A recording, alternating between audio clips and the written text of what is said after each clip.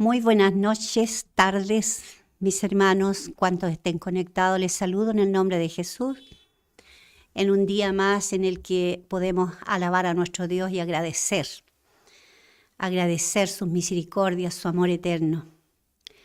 Hemos estado unos días sin vernos por diversas situaciones, pero hoy día ya el Señor nos tiene reunidos ante su palabra. Esperando que el Señor edifique nuestras vidas, vamos a orar en la presencia del Señor.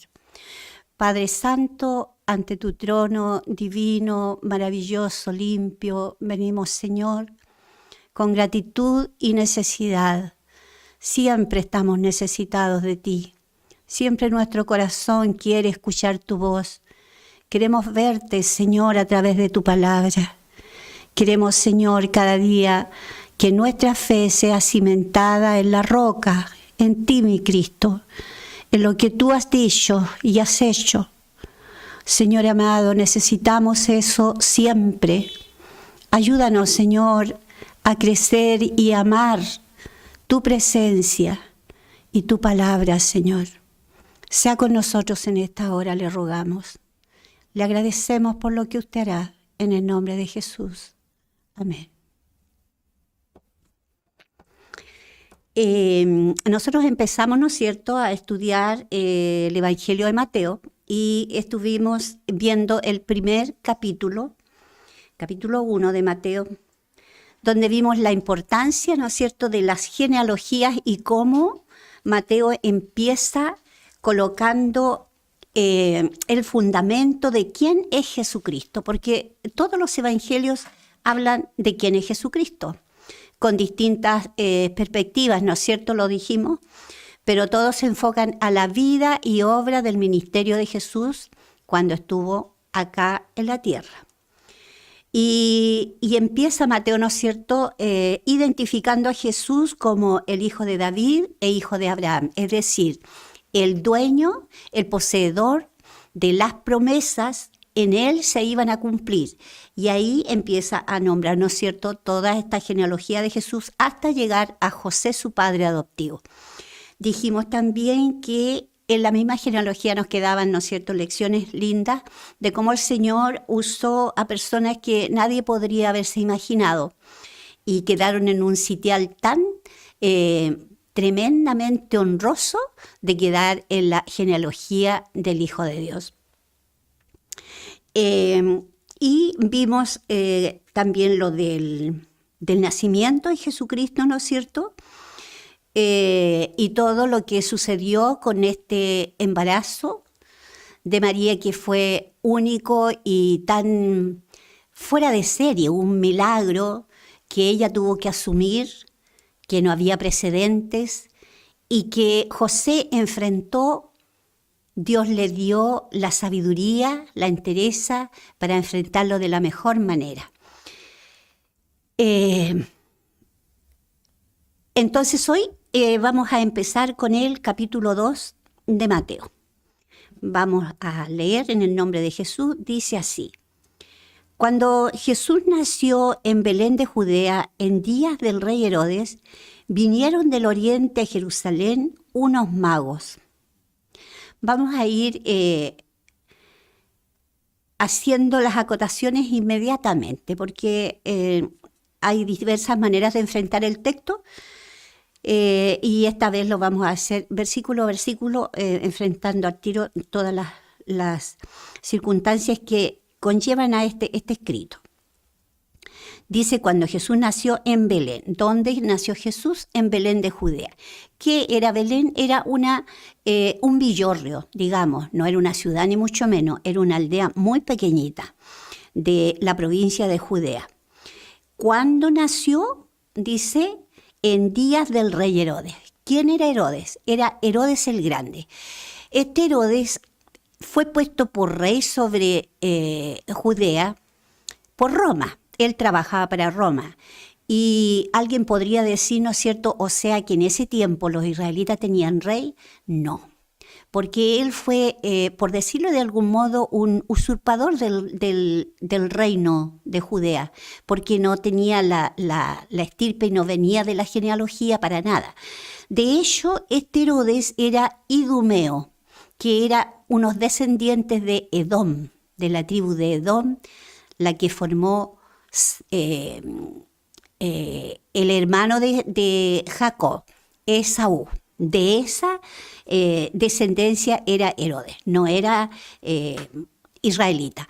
Ahora, él se hizo judío,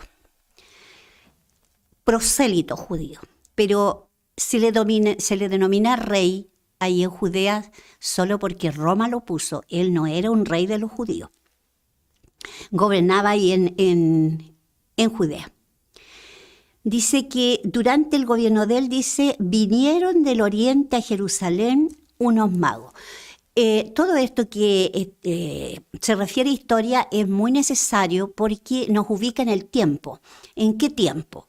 El tiempo en que está sucediendo esto es alrededor del año 4 antes de Cristo, es decir, nosotros tenemos el año 1 antes de Cristo y el 1 después de Cristo.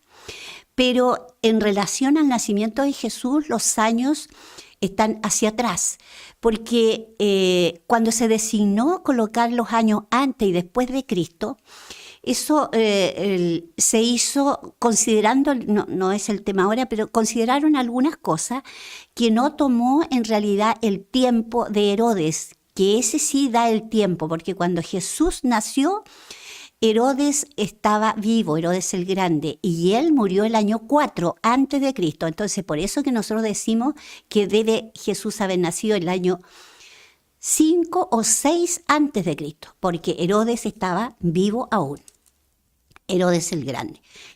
Y durante ese gobierno entonces dice que vinieron del oriente a Jerusalén unos magos. Cuando habla que vienen del oriente, nosotros si tuviésemos un mapa, que vamos a trabajar con mapas más adelante, respecto de Judea, de Israel, el oriente, ¿no es cierto?, quedaba ¿qué nación, imperio grande?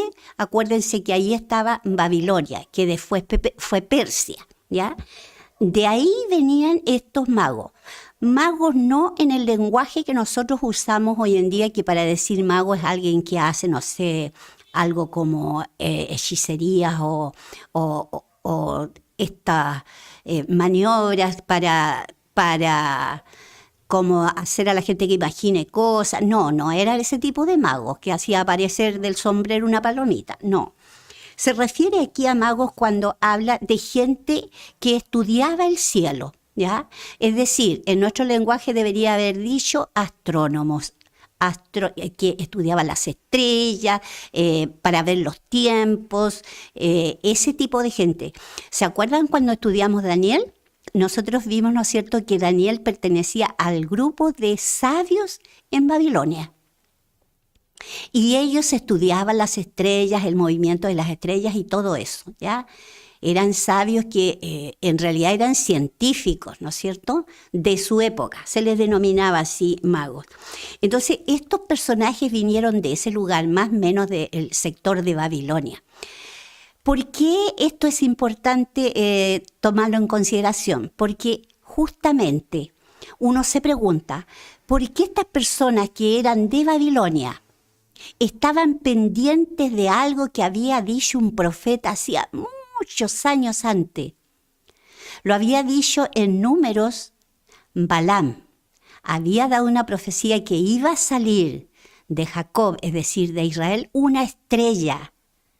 Y de ahí vendría el que iba a gobernar las naciones, que iba a ser gobernador e iba a ser pastor.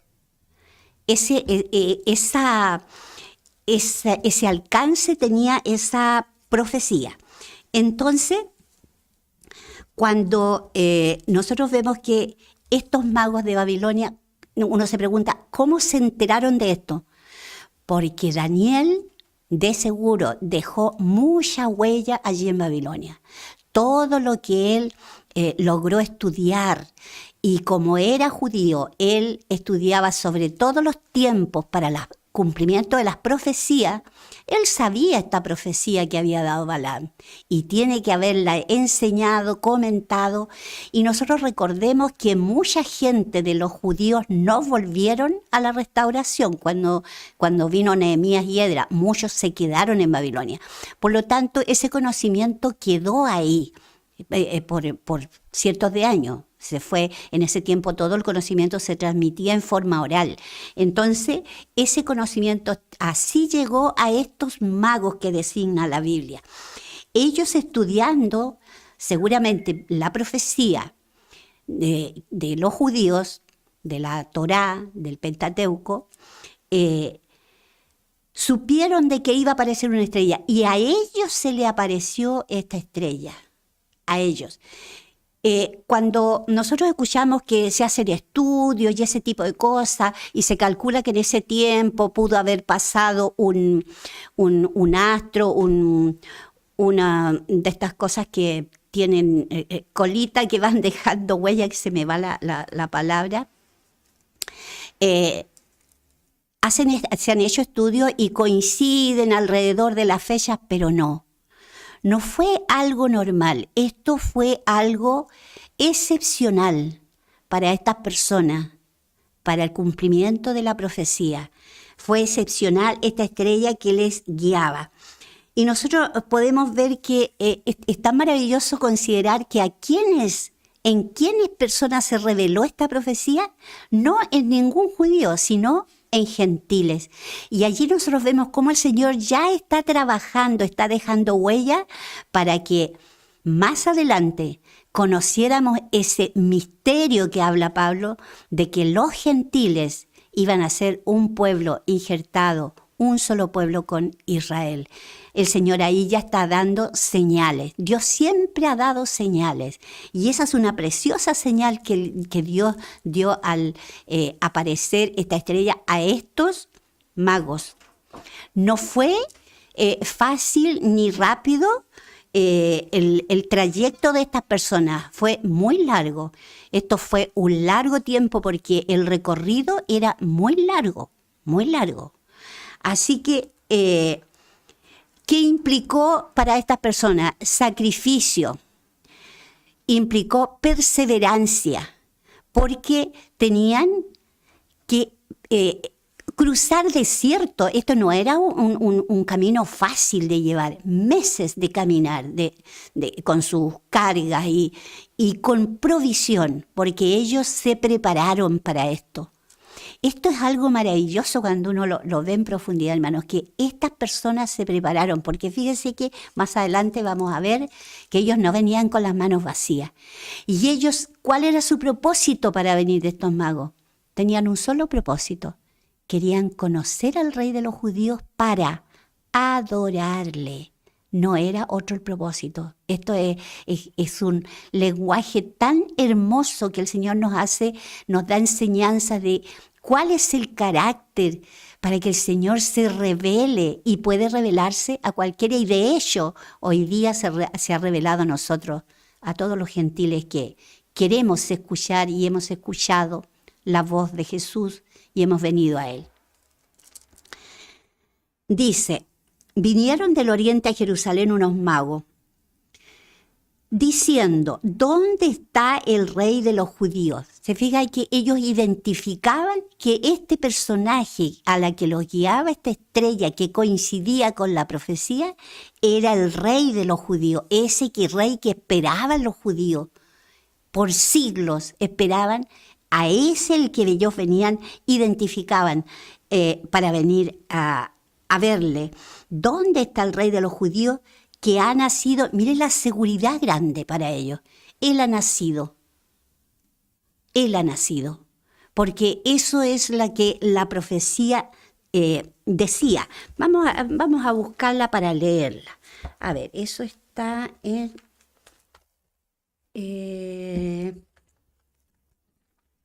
Números 24. En el contexto donde Balaam profetiza, que le pide Balac que profetice y diga maldiciones en contra de Israel. Sin embargo, Dios le da a Balaam solo que diga bendiciones respecto de Israel. Entonces, en ese contexto, Balaam dice esto. Voy a leer desde el versículo 16, Números 24, 16. Dice, dijo el que oyó los dichos de Jehová, y el que sabe la ciencia del Altísimo, el que vio la visión del Omnipotente, caído pero abierto los ojos. Lo veré, mas no ahora. Lo miraré, mas no de cerca. Saldrá estrella de Jacob, y se levantará cetro de Israel. Saldrá estrella de Jacob, es decir, saldrá una señal grandiosa, una estrella de Israel. Y se levantará cetro de Israel, es decir, esta estrella señalaba ¿a quién? A un rey, cetro de Israel, a un rey de Israel. Y herirá las sienes de Moab y destruirá a todos los hijos de Seir. Bueno, ese es un contexto adyacente que habla sobre el juicio que va a venir sobre Moab a causa de toda esta intriga que ellos hicieron en este tiempo. Pero la profecía es esa, los dos versos del versículo... los versos de medio del versículo 17. Saldrá estrella de Jacob y se levantará cetro de Israel. Por eso estos magos buscaban que esa estrella los guiaba a Israel y ellos buscaban al rey que había nacido, cetro de Israel. Entonces dice, estoy leyendo el versículo 2. ¿Dónde está el rey de los judíos que ha nacido? Porque su estrella hemos visto en el oriente y venimos a adorarle. Qué maravillosa la reacción, la esperanza de esta gente, lo que los tuvo pendientes de observar el cielo para esto, con esta sola esperanza, venir a adorarle. Aquí nos habla también de la universalidad del Evangelio, porque el Evangelio es la buena noticia de Jesucristo. Y aquí está ellos recibiendo la buena noticia que el Salvador, ese cetro, ese rey judío ha nacido. Entonces, ¿qué nos dice esto cuando son magos de Oriente? Nos da a entender ese Evangelio universal que es para todos. Oyendo esto, el rey Herodes se turbó y toda Jerusalén con él. Miren, ellos esperaban, gente que no era judía, lo anhelaban, querían adorarlo. Sin embargo, este rey Herodes, que vivía ahí en medio de los judíos, aún no siendo judío de sangre, pero era prosélito judío, él no sintió esa misma urgencia para conocer a este rey que había nacido, sino que dice, se turbó y toda Jerusalén con él. ¡Qué triste! Porque conociendo las profecías, ellos conocían las profecías, no le dieron el valor y no la esperaron su realización con esa expectativa que debería el ser humano que conoce las cosas de Dios tener. Por el contrario, él dice que se turbó. Y no solo él, sino toda Jerusalén con esta noticia.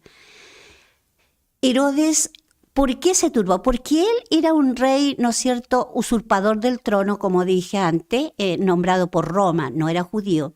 Y obviamente, si le estaban diciendo que había nacido un rey de los judíos, su trono, en su descendencia, peligraba. Y esta gente, como hoy en día el corazón del hombre ama el poder, y no solo para ejercerlo él, sino que también quiere designarlo a otros. Entonces, el rey Herodes se turbó. ¿Qué va a pasar entonces con mi linaje, con mi descendencia, si viene otro rey para los judíos? Versículo 4. Y convocados todos los principales sacerdotes y los escribas del pueblo, les preguntó dónde había de nacer el Cristo. Es decir, él procuró saber exactamente dónde iba a nacer el Cristo. Y convocó a los que sabían, pues, a los escribas, a los fariseos, todas esas personas que estaban enteradísimas de las profecías. Pero fíjese que aquí hay otra lección para nosotros. No es suficiente conocer sin actuar. Porque aun cuando los judíos conocían las profecías, no las esperaban en realidad, no indagaban, no las procuraban. Así que el resultado de esto como lección es que no solo es necesario conocer, sino actuar. El actuar en el creyente es muy importante. Todo lo que nosotros hacemos para conocer la palabra del Señor, todo lo que el Señor ha dicho y ha sucedido, se ha cumplido, y todo lo que Él ha dicho y se cumplirá, para nosotros tiene que vivirse en el corazón con esta expectativa que tenían aquellos magos. Ellos la conocieron y actuaron. Pero aquí Herodes y la gente de Jerusalén conocieron, pero no actuaron. Y cuando Herodes actuó absolutamente contrariamente a lo que los magos hicieron de querer adorarle. Él lo único que quería era deshacerse de ese rey que había nacido. Mire los extremos del corazón del hombre, las motivaciones tan opuestas que pueden haber en el corazón del hombre. Y eso lo vemos a diario. Esa parte de la humanidad está latente siempre, siempre en el hombre. Ahora, ¿cuál es el llamado para nosotros? Que nosotros, todo lo que esperamos que el Señor ha dicho, lo esperemos con expectativa y observemos y actuemos respecto de eso que viene. Que estemos vigilantes, alertas, atentos, que no esperemos sentados sin hacer nada. Tenemos que, esa palabra del Señor es para llamar nuestra atención, todo lo que nosotros sabemos que viene. Si nosotros sabemos, por todo lo que sucede, que la venida de Cristo está pronta, ese arrebatamiento, ¿qué estamos haciendo al respecto? Nuestra vida está procurando urgentemente una mayor comunión con el Señor. ¿Estamos más en su presencia?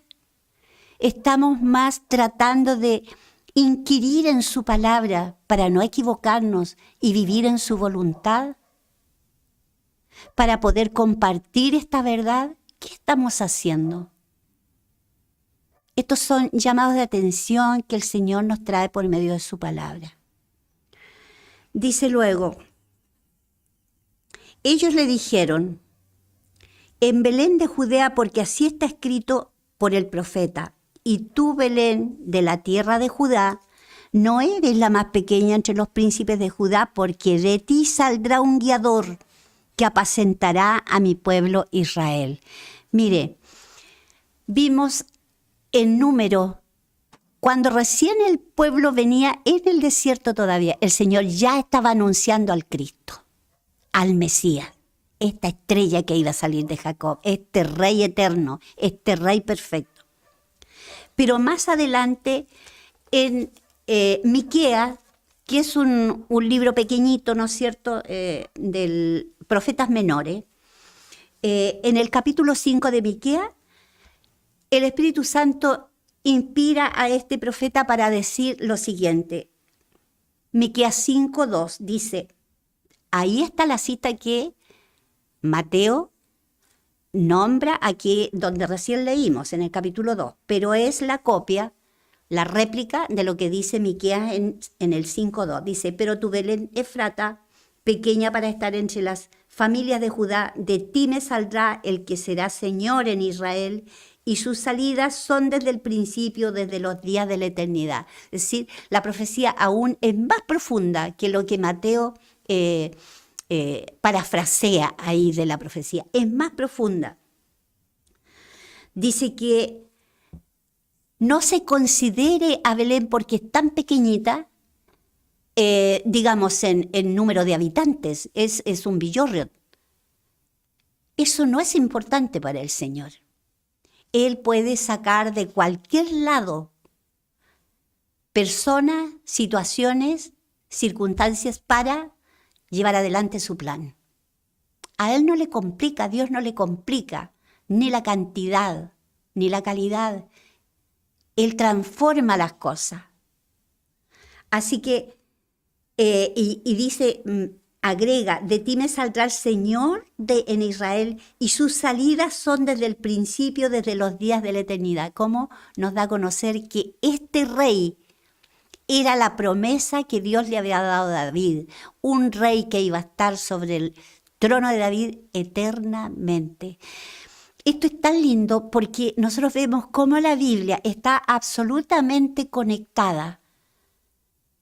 Por eso es que nosotros decimos que creemos a la palabra del Señor, porque se escribió con muchas personas que participaron, alrededor de 40 escritores en 3 continentes diferentes durante 1600 años. Sin embargo, está toda absolutamente conectada y además todo ordenado y todo prácticamente se ha cumplido fidedignamente.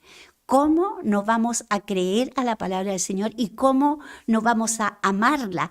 ¿Cómo nos vamos a entender y gozarnos en que ella sí nos trae luz para que nosotros caminemos seguros, con verdad, preparándonos, vigilantes?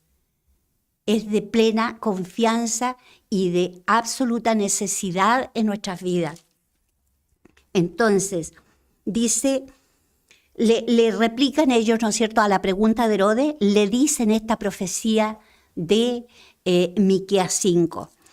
Dice, porque de ti saldrá un guiador que apacentará a mi pueblo Israel. Es decir, lo revela como un gobernante, pero no un gobernante como Herodes, un gobernante que iba a ser pastor, el rey perfecto, el rey que gobernará como ese pastor comprensivo, amoroso y que reúne su rebaño.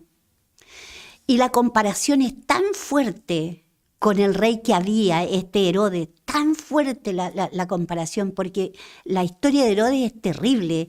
Es decir, Herodes era tan violento, tan malo, Herodes el Grande, que mató a muchos de sus propios hijos para defender su lugar que se le había asignado como rey de Judea.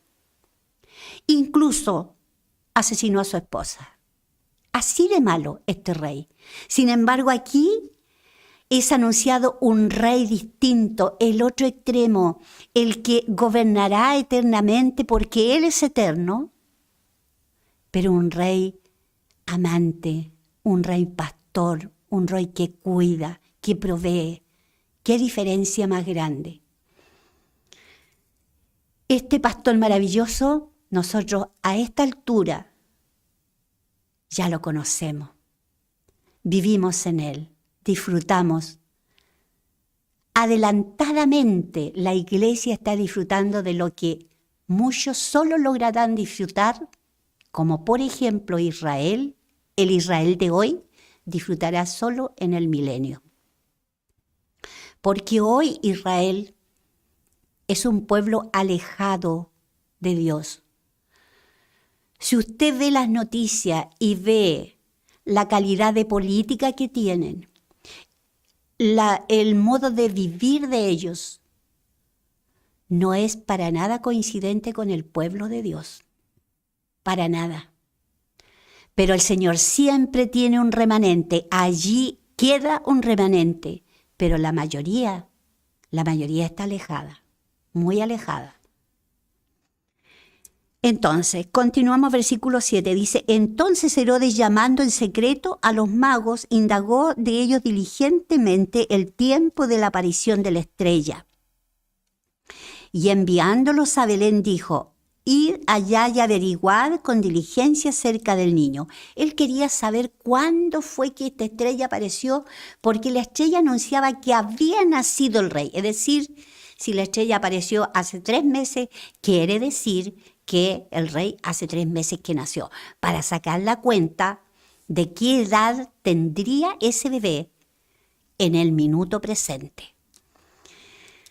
Y les habla de que vayan. Esta caricatura que normalmente tienen ciertos gobernantes, ¿no? Esta capacidad para engañar, para mostrar lo que no es, para no ser sinceros. Id allá y averiguad con diligencia acerca del niño, y cuando le halléis, hacedmelo saber para que yo también vaya y le adore. Como el enemigo, la palabra del Señor nos dice que es mentiroso y padre de mentira. Es capaz de cualquier cosa. Inventa toda estrategia. Porque la estrategia del enemigo ha sido siempre la misma. Anular esa simiente que cuando el hombre cayó en pecado allí en Edén, en Génesis 3, fue prometida. Él ha querido anularla siempre. La quiso anular en la muerte de Abel. La quiso anular para que esa descendencia no siguiera adelante. La quiso anular en el tiempo de Noé, porque el pueblo entero, dice Dios en su palabra, que se corrompió. Solo quedó allí una familia, Noé. La quiso anular cuando Faraón mandó matar a todos los bebés, porque Moisés necesitaba estar en pie para este proceso del Mesías. Quiso anular al Mesías y a su descendencia. ¿Recuerdan cuando estudiamos Esther? Allí también usó a Naamán para querer anular y que siempre el enemigo ha querido estropear el plan de Dios para que Cristo viniera, pero no le resultó. Bendito sea su nombre. Bendito sea su nombre, porque eso nos enseña que los planes de Dios se cumplirán sí o sí. El enemigo puede hacer muchas cosas, él tiene muchas estrategias, es inteligente, pero Dios es todopoderoso. Y hasta hoy día, ninguna cosa de su plan ha cambiado ni ha sido echado por tierra. Dios siempre ha llevado adelante su plan. Y gracias a ese plan cumplido nosotros estamos aquí siendo hijos del Señor. Y cualquiera que escuche este mensaje, este estudio, que aún no tiene este beneficio que Dios le ofrece gratuitamente, puede venir y será agregado a este pueblo. No tiene nada que hacer fuera reconocer que Dios existe, que usted es pecador, y que necesita que alguien pague esa cuenta de su pecado ante Dios. Cristo la pagó. Y si usted viene y le pide, Cristo lo agrega y su justicia estará sobre usted. Eso es algo maravilloso del amor de Dios que a través de los siglos ha traído adelante este plan para salvación a la humanidad. Dice entonces que los envió, ¿no es cierto? Y les dijo a los magos que le avisaran cuando lo encontraran para que él fuera a adorarle. Versículo 9. Ellos, habiendo oído al rey, se fueron, y aquí la estrella que habían visto en el oriente iba delante de ellos hasta que, llegando, se detuvo sobre donde estaba el niño. Se da cuenta que esto no es un meteorito, no es un astro, no.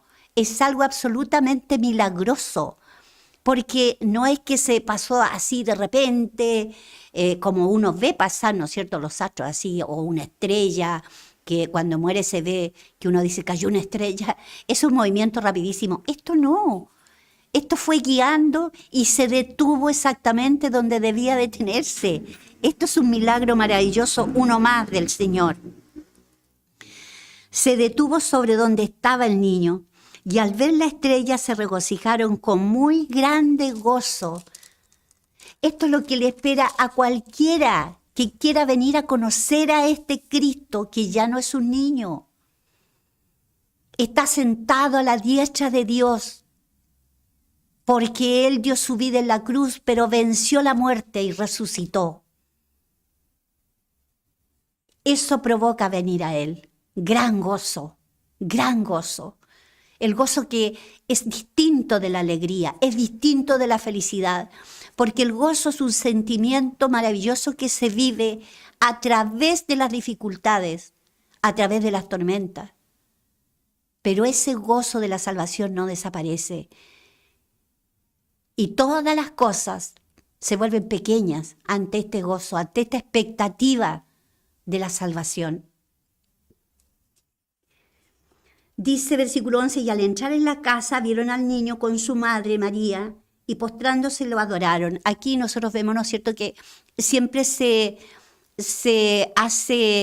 recrea el nacimiento cuando llegan estos magos en el pesebre, pero eso no es así, ¿no es cierto? Aquí dice clarito que ¿dónde estaba María?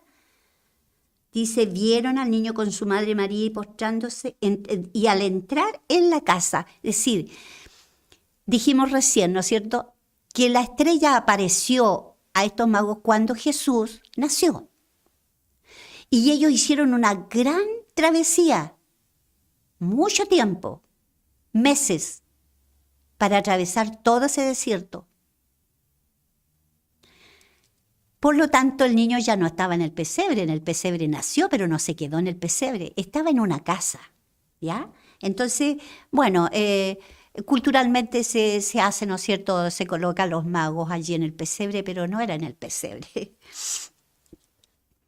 Dice que vieron al niño con su madre María y postrándose, hicieron lo a que ellos venían, directamente a eso, lo adoraron, lo reconocieron, lo adoraron. Y abriendo sus tesoros le ofrecieron presente. Ellos no venían con las manos vacías, traían presentes para él. Se habían preparado mucho tiempo. Nosotros nos encontraremos de cara a cara con nuestro Redentor, con nuestro Salvador, con nuestro Mesías, con nuestro Cristo. ¿Llevaremos algo para ofrecerle? ¿Tendremos algo para que en ese día, ante el tribunal de Cristo, tengamos alguna recompensa? Eso es algo para reflexionar. Es bueno tener que llevarle. Es bueno ofrendarles ahora, aquí, a nuestro Dios, a nuestro Cristo maravilloso, nuestra vida completa, sin dejar resquicios, permitiéndole que Él pueda de verdad ser el Rey en nuestra vida, que gobierne. No nos gobernamos solos. Que el Señor nos ayude a su iglesia completa. Necesitamos reflexionar sobre estas cosas todos los días. Es necesario. Postrándose lo adoraron y abriendo sus tesoros le ofrecieron presentes, oro, incienso, mirra. Y estas cosas que trajeron tenían un gran simbolismo, porque el oro es símbolo de la realeza. Lo reconocían como el rey, símbolo de riqueza, de abundancia. El incienso es el símbolo de adoración, es lo que en el templo se colocaba para que llegara a la presencia del Señor algo de un olor grato, gratitud, adoración. Y mirra. La mirra se usaba para colocarle a la gente en los sepulcros. También allí estaba implícito este don que trajeron, este regalo, que lo que iba a pasar en la vida de este rey, de este niño nacido, pero que era el rey de Israel y un rey eterno, iba a ser necesario que pasara por mucho dolor, como el Dios hombre.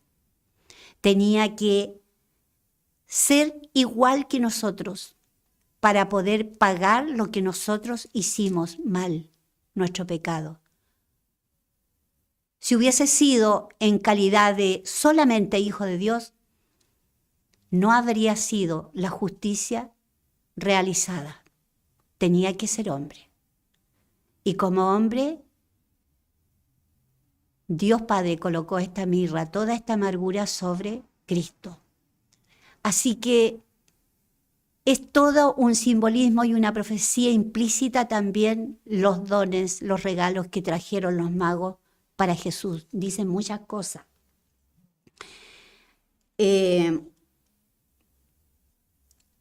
Versículo 13. Aquí cambia un poco el tema. Dice, después que partieron ellos, he aquí un ángel del Señor apareció en el sueño a José. Nosotros nos vamos a encontrar en este capítulo que por lo menos 3 veces Dios habla por medio de ángel a José en sueño. En el capítulo 1:20 lo vimos, ¿no es cierto?, cuando le dice que reciba a María, porque lo que hay en ella es del Espíritu Santo. Luego aquí en el 2:13 que estamos leyendo, ¿no es cierto?, le dice a José, el Señor apareció en sueño a José y le dijo, levántate y toma al niño y a su madre y huye a Egipto. Segunda vez que Dios le habla en sueño. Luego en el 2:22 vuelve a hablarle por medio de un ángel. Dice, pero oyendo que Arquelao reinaba en Judea, en lugar de Herodes su padre, tuvo temor de ir allá, pero avisado por revelación en sueños, se fue a la región de Galilea. ¿Por qué Dios habló en sueño y por ángel o la voz del Señor a José? Varias razones, pero entre ellas, porque en ese tiempo, recuérdense que lo que terminamos de estudiar el Antiguo Testamento, hubo un periodo de 400 años de silencio donde no hubo profeta. Hubo un silencio de Dios en ese tiempo. No que Dios no estuviera haciendo nada, pero hubo un silencio. No había profeta hasta que se levantó Juan el Bautista. Pero cuando Cristo estaba por nacer, o cuando ya nació recién, Juan el Bautista tenía 6 meses más, no más que Cristo. Entonces, como profeta no podía ser usado aún. Por lo tanto, este mensaje no fue dado por profeta. No había profeta en Israel en ese tiempo. Un largo periodo que no hubo profeta. En segundo lugar, porque este mensaje era muy personal, no era para que lo supiera todo el mundo. Tenía que saberlo esta persona, José. Porque todo lo que tenía que hacer era una estrategia para salvar la vida de Jesús. No podía saberlo los sacerdotes, el templo y nadie. Tenía que ser un secreto. Por lo tanto, por eso el Señor le habla en sueño a él, a José, privadamente. Era un mensaje privado. Por eso es que se repite esto de que Dios usa los sueños para hablar a José. Le dice entonces, aquí en el versículo 13, le dice, levántate y toma al niño y a su madre y huye a Egipto. Permanece allá hasta que yo te diga, porque acontecerá que Herodes buscará al niño para matarlo. Mire la claridad cuando el Señor da un sueño. Clarito, clarito el mensaje. Huye a Egipto, le dice dónde, la razón y quién lo quiere matar. Por lo tanto, para José no era difícil obedecerle al Señor porque el mensaje era clarísimo. Pero aún así, esto requería de mucha entereza, de peligros, de energía, de valentía. Él obedeció. José es un prototipo de la fe, de creerle al Señor a pesar de las dificultades, a pesar de lo que el creer implica. Porque el creer en el Señor no es que esté todo hechito y todo facilito, no es así.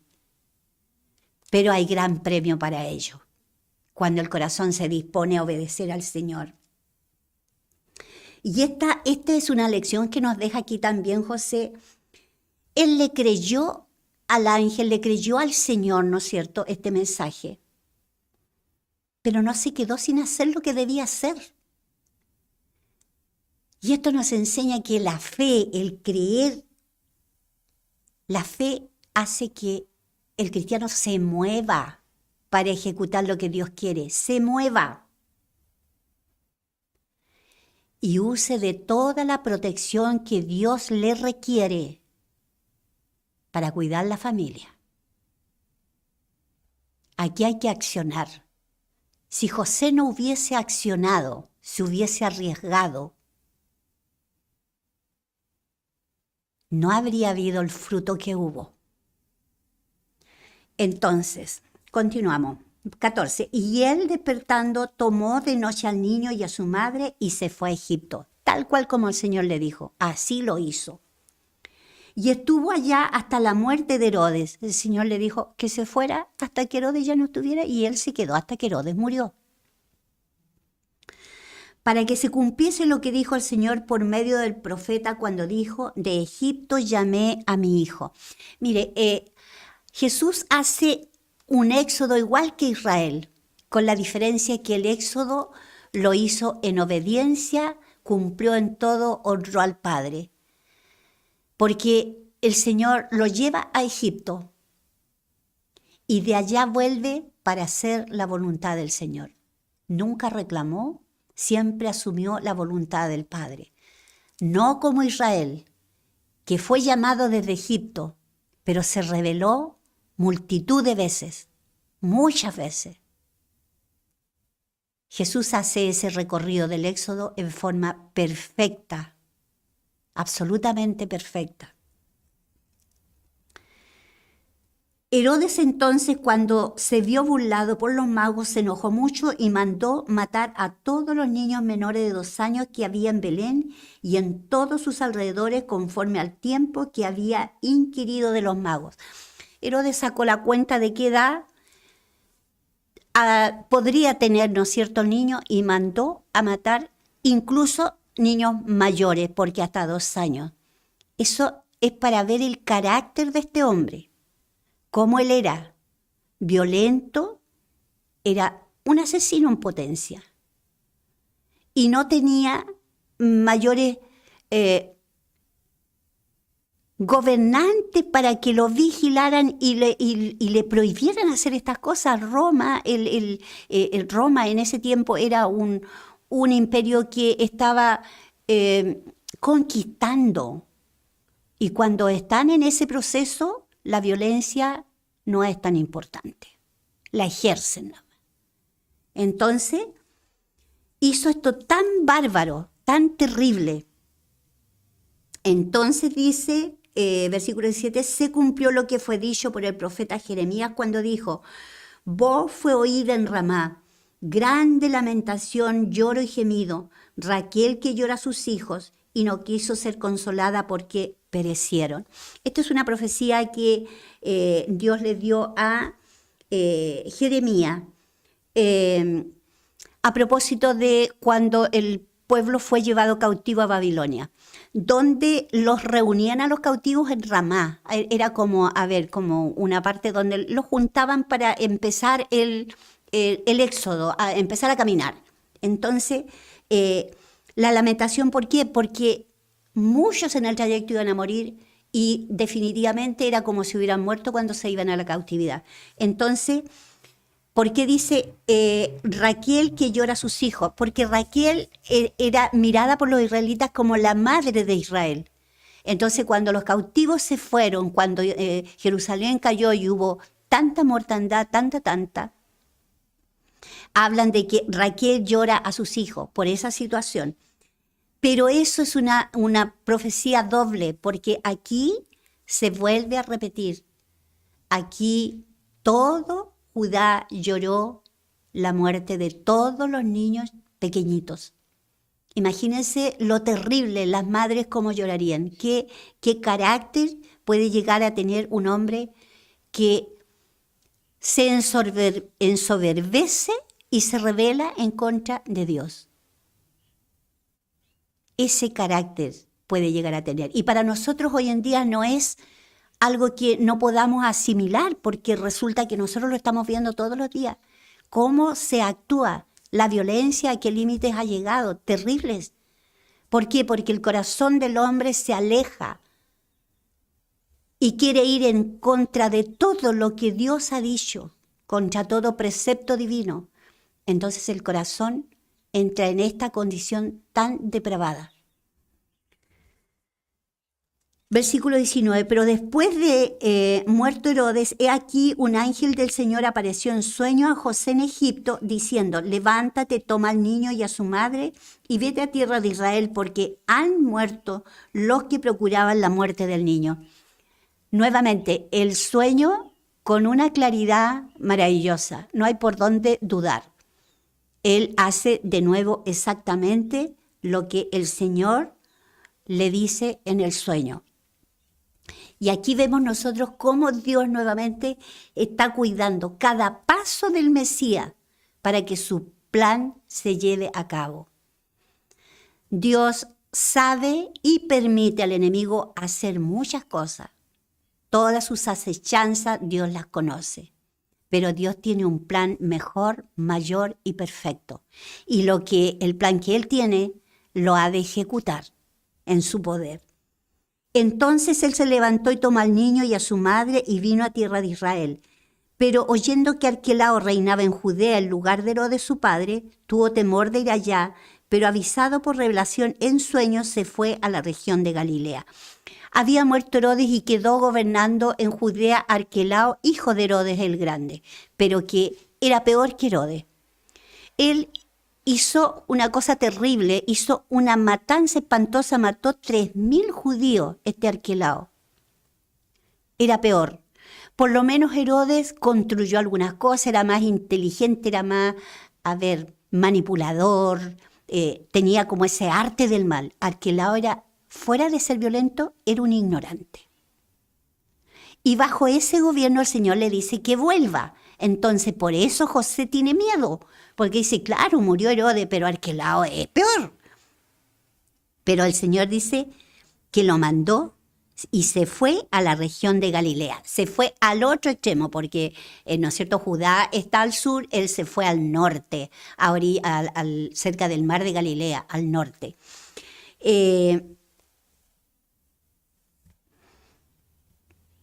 Se fue a la región de Galilea. ¿Por qué? ¿Por qué se fue a Galilea? Y se fue a un lugar específico, dice, y vino y habitó en la ciudad que se llama Nazaret para que se cumpliese lo que fue dicho por los profetas, que habría de ser llamado Nazareno. Se fue a Nazaret porque Nazaret era un villorrio pequeñito que no se consideraba para nada, para nada. Cuando Felipe le llevó el mensaje a Natanael, en Juan capítulo 1 y versículo 46, nosotros nos damos cuenta que él le dice que encontró al Mesías, le dice Felipe, y Natanael le dice, ¿y de dónde? ¿De Nazaret? O sea, de Nazaret puede salir algo bueno, respetable. ¿Por qué? Porque Nazaret estaba considerado como gente de campo, sin instrucción, ignorante, eran pobres, o sea, era un villorrio que no estaba ni siquiera en el mapa. Estaba como escondidito para la montaña. Entonces, el Señor Dios lleva a su Hijo, al Cristo, allí a Nazaret y lo resguarda.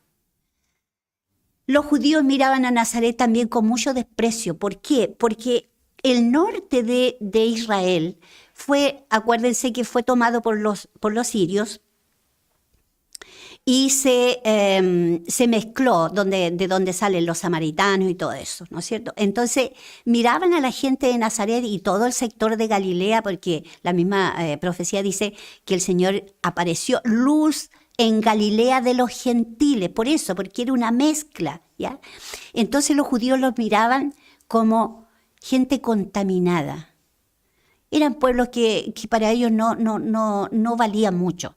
Y allí en ese rinconcito, sin ningún valor, que nadie daba nada para nada por Nazaret, allí creció el Rey de Israel, el Rey del mundo, el soberano que está en el cielo, el Rey de reyes y Señor de señores.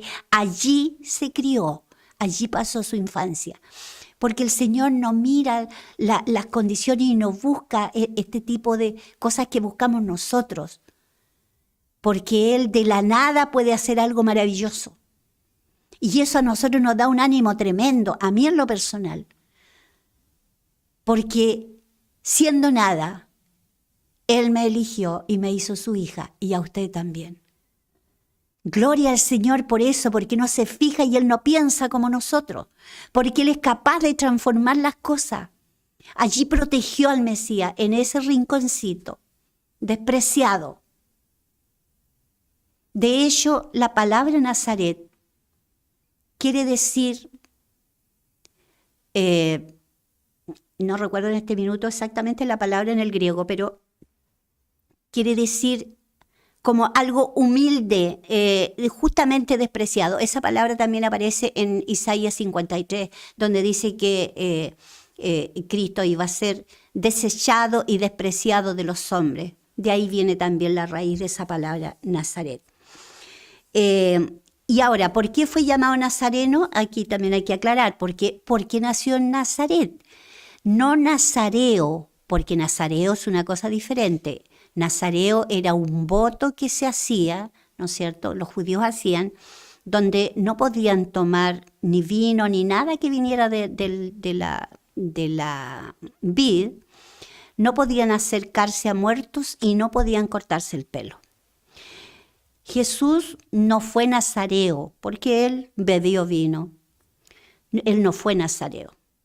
Fue nazareno porque nació en Nazaret. A veces esos términos se confunden. Por eso un poquito de explicación cuál es la diferencia. Entonces, resumiendo, vemos, ¿no es cierto?, aquí en el capítulo 2, el nacimiento de un rey que es absolutamente distinto, el otro extremo de ese rey usurpador que estaba en Israel, el rey santo, eterno, y que es del linaje de David, el prometido de los tiempos, absolutamente distinto. Los magos, en ellos estamos representados nosotros, gentiles. Y ojalá el Señor coloque por su Santo Espíritu en nosotros, en todos nosotros, esa ansia de adorarle no solo con un cántico, con palabras bonitas, sino adorarle con nuestros procedimientos, con nuestras actitudes, con nuestra manera de vivir, con nuestra manera de pensar, con nuestros proyectos, con nuestras metas. Adorarle, hacer lo que a Él le agrada. Que el Señor nos ayude a tener esa conciencia espiritual de día en día. La estrella que conduce a Belén a estas personas es una intervención divina. Este Cristo maravilloso, eterno, pero que se hizo hombre, se encarnó, no tiene precedentes ni lo tendrá. Maravilloso. ¿A causa de quién? A causa de nosotros, para bendecirnos. ¿Cómo no adorarle entonces? ¿Cómo no adorarle? La verdadera sabiduría del creyente es postrarse y ofrecer su vida completa a este Rey maravilloso, que nació, fue un bebé, pero hoy ya no es bebé, no está en una cruz, no está en una sepultura, está a la diestra del Padre y es nuestro Salvador, nuestro Redentor. Mateo se preocupa, como vimos, de ir colocando todas las cosas que hacen que Jesús sea el llamado por la profecía, la persona en la cual se cumplen las profecías. Por eso él va narrando los episodios de la vida de Jesús y va narrando paralelamente las profecías que confirman que él es el Cristo, el que iba a venir, el prometido. Eso es lo que él quiere aclarar. Y como dijimos anteriormente, este evangelio está dirigido principalmente a judíos. Por eso tanta cita, porque ellos esperaban al Mesías, conocían la profecía. Y aquí Mateo la va aplicando para que no quede sombra de duda.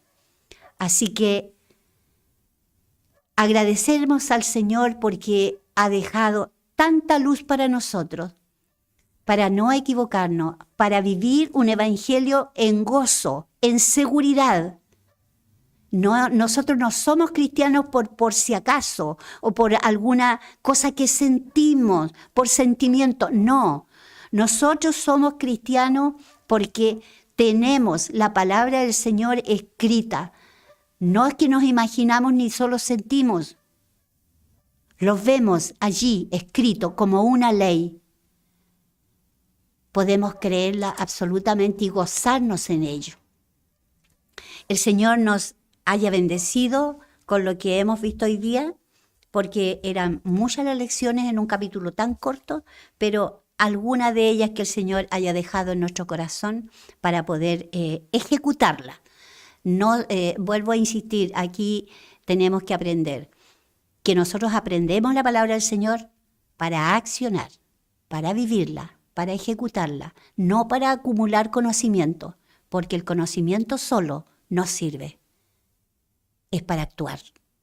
De ese modo, adoramos al Señor, le servimos, hacemos su voluntad y le damos honra y gloria. El Señor bendiga a cada uno en esta noche. Padre, agradecemos lo que usted ha querido, Señor, darnos. Bendiga nuestras vidas con su Santo Espíritu, que es el único que puede sacar fruto en nosotros, personalmente, en cada uno de lo que usted nos enseña. Hay ese fruto, Señor, que permanezca para alentarnos, para vivir vidas vigilantes, Señor, para buscar tu presencia, para vivir vidas agradecidas, vidas con una esperanza firme, Señor. Ayúdenos, bendíganos, Señor. Gracias por esta oportunidad nueva que nos da y ayúdenos a poder estar nuevamente conectados contigo y tu palabra, Señor, para hacer una realidad de nosotros esta bienaventuranza de ser tus hijos. Gracias, Señor. Gracias, Padre amado, en el nombre de Jesús. Amén.